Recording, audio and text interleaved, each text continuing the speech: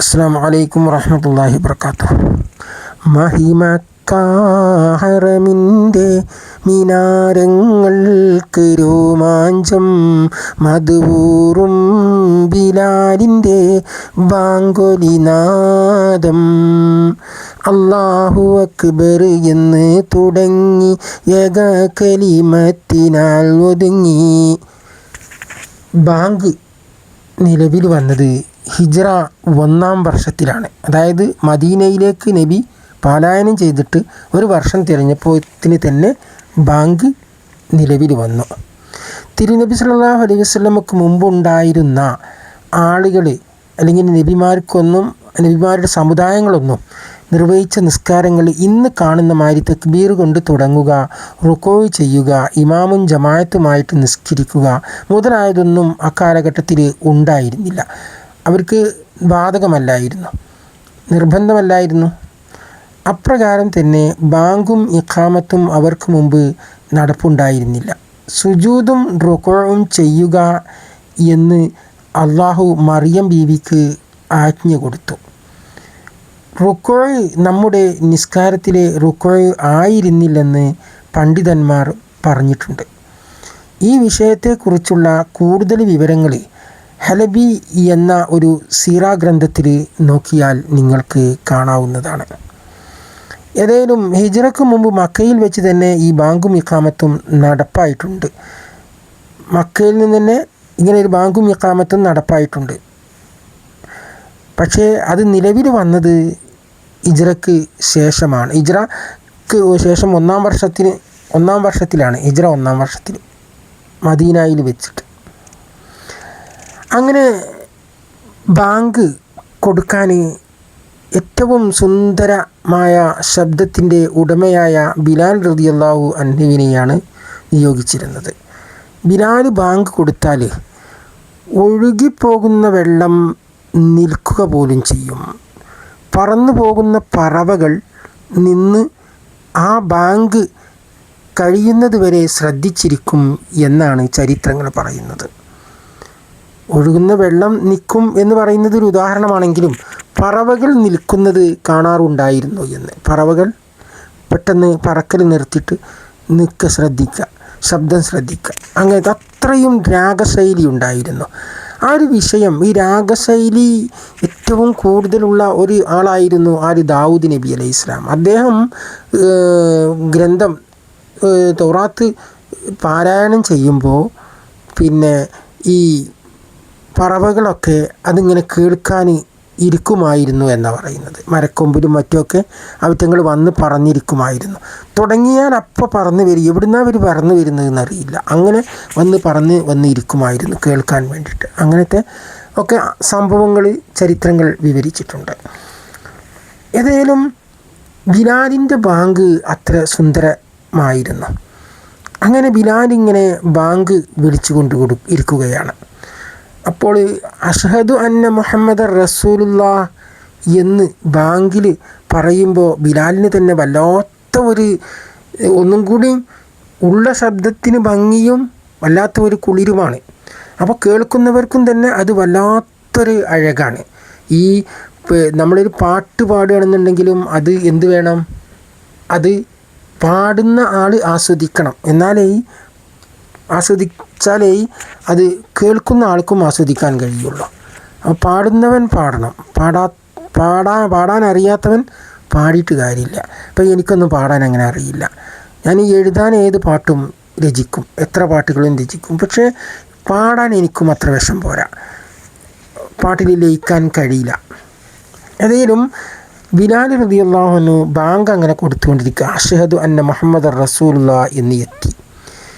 ഇത് കേട്ടപ്പോൾ ഒരു യഹൂദി പറഞ്ഞു, എന്തെന്ന്, പറഞ്ഞത് കള്ളമാണ്, അവൻ കത്തിക്കരിഞ്ഞു പോട്ടേന്ന്, തീ പിടിച്ച് കത്തിക്കരിഞ്ഞു പോട്ടേ എന്ന്. ആരാ പറഞ്ഞത്? ഈ യഹൂദി പറയുകയാണ്. അതായത് അഷ്ഹദു അന്ന മുഹമ്മദ് റസൂലുള്ളാഹ്, ഞാൻ സാക്ഷ്യം വഹിക്കുന്നു അള്ളാഹുവിൻ്റെ റസൂല്, ഞാൻ സാക്ഷ്യം വഹിക്കുന്നു മുഹമ്മദ് മുസ്തഫ സല്ലല്ലാഹു അലൈഹി വസല്ലമ തങ്ങൾ അള്ളാഹുവിൻ്റെ റസൂലാണെന്ന് ഞാൻ സാക്ഷ്യം വഹിക്കുന്നു എന്ന് വിളിച്ച് പറയാണ്. സ്പീക്കറും ഇതൊന്നുമില്ല, സ്വന്തം ശബ്ദമാണ്. ഈ സ്വന്തം ശബ്ദത്തിന് എത്രയോ കിലോമീറ്റർ കേൾക്കാനുള്ള അത്രയും ശബ്ദമുണ്ട്. എന്നാൽ ഈ ശബ്ദം കൂടുന്നത് കൊണ്ട് ഈ രാഗത്തിന് വല്ല കുറവുണ്ടോ? അതുമില്ല. ആ ശൈലിയിൽ തന്നെ, ആ രാഗത്തിൽ തന്നെ അങ്ങനെ. അപ്പോൾ ആളുകളുടെ ഹൃദയത്തിലേക്ക് ചെന്നങ്ങോട്ട് തറക്കാണ് ഇത്. അപ്പോൾ പിന്നെ പക്ഷികളുടെ എനിക്ക് പറയേണ്ട ആവശ്യമുണ്ടോ?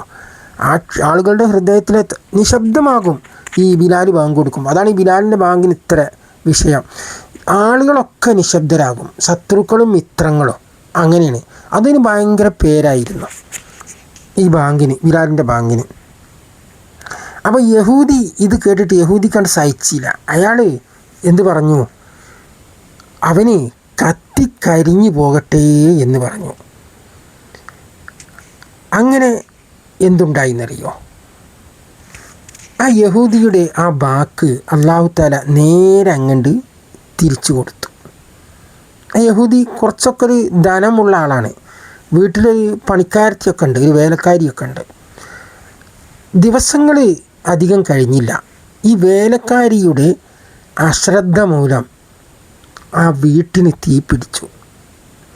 ആ തീ പിടിച്ച് എന്ന് മാത്രമല്ല, ആ തീ പിടിച്ചത് അറിഞ്ഞില്ല മറ്റുള്ളവർ, ആരും അറിഞ്ഞില്ല. അതിങ്ങനെ കത്തി ഓവറായതിന് ശേഷം അറിഞ്ഞത്. ഓവറായിന്ന് മാത്രമല്ല, എല്ലാവരും ആ തീയിൽ പെട്ടു. ആ കുടുംബം ഒന്നായിട്ട് ആ തീയിൽ കത്തിക്കരിഞ്ഞ് ചാമ്പലായി എന്നാണ് ചരിത്രം പറയുന്നത്. ഇപ്പോഴെന്തുണ്ടായി? അഷ്ഹദു അന്ന മുഹമ്മദ് റസൂലുള്ളാഹ് എന്ന് ബിലാൽ പറഞ്ഞപ്പോൾ അവൻ കത്തിക്കരിഞ്ഞ് പോട്ടെ എന്ന് പറഞ്ഞു യഹൂദി. എന്നാൽ അതെന്തായത്? തിരിച്ചടിക്കേണ്ടായത്. എന്നാൽ അത് കേട്ടവരാരെങ്കിലും അങ്ങനെ മറുപടി പറഞ്ഞോ? ഇല്ല. എന്നാൽ റസൂലുള്ള പറഞ്ഞോ? അതും പറഞ്ഞിട്ടില്ല. പിന്നെ അള്ളാഹു തന്നെ അവനക്കാണ്ട് ഓസാരമായിട്ടാണ്ട് കൊടുത്തു അതിനുള്ള മറുപടി. അപ്പോൾ അതാണ് പറയുന്നത്, ഒരാളെക്കുറിച്ച് നമ്മൾ കുറ്റം പറയുമ്പോഴും വിമർശിക്കുമ്പോഴും നല്ല ശ്രദ്ധിക്കണം. എന്നാൽ പണ്ഡിതന്മാരെക്കുറിച്ച് വിമർശിക്കുമ്പോൾ പ്രത്യേകം ശ്രദ്ധിക്കണം. എന്തെന്ന് വെച്ചാൽ നമ്മുടെ മദ്രസകളിലും നമ്മുടെ പള്ളികളിലുമൊക്കെ ഉള്ള പണ്ഡിതന്മാർ, അവരൊക്കെ തീർച്ചയായിട്ടും എപ്പോഴും അള്ളാഹുവിൽ ദിക്റുകൾ ചൊല്ലിയിട്ടും നിസ്കരിച്ചിട്ടും വഴിപ്പെട്ടുകൊണ്ട് നടക്കുന്നവരല്ലേ. അള്ളാഹുവിൻ്റെ ഇൽമാണ് അവരുടെ ഹൃദയത്തിലുള്ളത്. അപ്പോൾ ഇൽമുള്ള ഹൃദയം, അതിനെ നമുക്ക് മറ്റുള്ളവർക്ക് എന്ത് ചെയ്യാൻ കഴിയില്ല? ഉപദ്രവിക്കാൻ കഴിയില്ല. അങ്ങനെയാണ്. എന്തെന്ന് വെച്ചാൽ അവരെ സംബന്ധിച്ചിടത്തോളം ഇന്നങ്ങോട്ട് മരിച്ചാലും ഒരു പ്രശ്നമില്ല. എങ്ങനെ മരിച്ചാലും, ഒരു വാഹനം വന്ന് ഇടിച്ചിട്ട് മരിച്ചാലും എങ്ങനെ മരിച്ചാലും പ്രശ്നമില്ല. കാരണം അവരവിടെ ഹിദായത്തിൽ ആണ്. അവരിങ്ങനെ എപ്പോഴും കാവൽ തേടിക്കൊണ്ടും പൊറുക്കലിനെ തേടിക്കൊണ്ടും ഇങ്ങനെ ജീവിച്ചുകൊണ്ടിരിക്കുകയാണ്. അപ്പോൾ പിന്നെ അവർ എപ്പോൾ മരിച്ചാലും എന്താണ്? രക്ഷയാണ്. ജീവിക്കുമ്പോഴാണ് രക്ഷ ഇല്ലാത്തത്, മരിക്കുമ്പോൾ രക്ഷയാണ്. അപ്പോൾ അതുകൊണ്ട് കുറ്റം പറയുന്നതിൽ നിന്ന് നാം സൂക്ഷിക്കുക.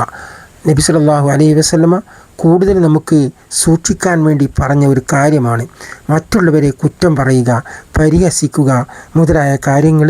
നമ്മളുടെ നാവിനെ സൂക്ഷിക്കുക. 2 അവയവങ്ങൾ എല്ലില്ലാത്തതുണ്ട്. അതിനെ രണ്ടിനെയും നമ്മൾ ശ്രദ്ധിച്ചാൽ നമ്മൾ രക്ഷപ്പെട്ടു, ശ്രദ്ധിച്ചില്ലെങ്കിൽ നമ്മൾ കഷ്ടപ്പെട്ടു. മാത്രമല്ല നബി സല്ലല്ലാഹു അലൈഹി വസല്ലമയുടെ വഫാത്തിന് ശേഷം ഒരു ദിവസം മദീനയിൽ വെച്ച് ബിലാൽ ബാങ്ക് കൊടുത്തപ്പോൾ അഷ്ഹദു അന്ന മുഹമ്മദ് റസൂലുള്ളാഹ് എന്ന് ഉറക്കെ വിളിച്ച് പറഞ്ഞപ്പോൾ ആ മദീന നിവാസികൾ മുഴുവനും കണ്ണീരിൽ കുതിർന്നു. ആണും പെണ്ണും കണ്ണീരിലായി എന്നാണ് പറയുന്നത്. എല്ലാവരും കരഞ്ഞുപോയി നബി സല്ലല്ലാഹു അലൈഹി വസല്ലമയെ ഓർത്തിട്ട്, നഷ്ടപ്പെട്ടത് ഓർത്തിട്ട്. നബിയെ ഞങ്ങൾക്ക് നഷ്ടപ്പെട്ടു പോയല്ലോ, കണ്ണിൽ നിന്ന് നഷ്ടപ്പെട്ടു പോയല്ലോ എന്നോർത്തിട്ട്. എന്നിട്ട് അതിന് ശേഷം പിന്നെ ബിലാൽ അവിടെ വന്ന് ബാങ്ക് കൊടുത്തിട്ടില്ല. ബിലാൽ നബി സല്ലല്ലാഹു എല്ലാ വർഷവും നബിയുടെ ഖബറിങ്കൽ വന്ന് സിയാറത്ത് ചെയ്യാറുണ്ടായിരുന്നു എന്നാണ് ചരിത്രങ്ങൾ പറയുന്നത്. അപ്പോൾ ബിലാൽ ഖബർ സിയാറത്ത് ചെയ്യാൻ വന്നിരുന്നു. ഖബർ സിയാറത്ത് ചെയ്യാൻ പാടില്ലെന്ന് പറയുന്ന ഒരു കൂട്ടർ നമ്മുടെ നാട്ടിലുണ്ട് എന്നുള്ളത് നാം ഓർക്കണം. ഇൻഷാ അല്ലാഹ് നമുക്ക് അല്ലാഹു തആല ഹൈറും ബർക്കത്തും ചെയ്യട്ടെ.